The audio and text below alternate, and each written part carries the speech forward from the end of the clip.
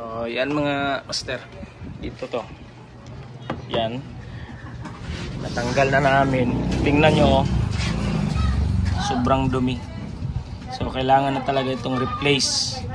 So, pinakita ko lang na okay yung inlet valve niya.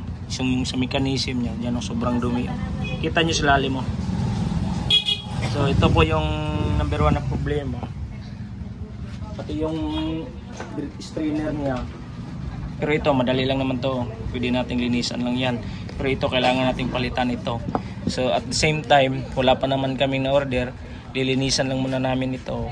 Tapos, ibabalik natin. Papaanda rin. Pero, isasuggest ko talaga sa customer na papalitan na ito kasi malay natin mga ilang araw lang ito. Pag gumagana, babalik na naman sa problema. So, need talagang i-replace kasi pag mga ganito, lalo na sa aming lugar, sobrang dumi ng tubig dito. Yan o. Yan, kita nyo sa loob. Yan o.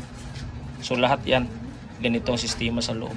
Okay naman, nakita nyo kanina na okay naman yung ano natin, yung winding ng inlet valve. So nandito yung mga problema sa mechanism sa ilalim. So ito po yung dahilan sa 4C. So i-update ko na lang kayo next pag pag makabili na sa yung customer. O-order muna kami nito. So para ngayon lang, lilinisan lang muna natin tapos try natin ibalik mamaya kung mawala yung 4C. So update ko na lang kayo mamaya, standby natin mga master.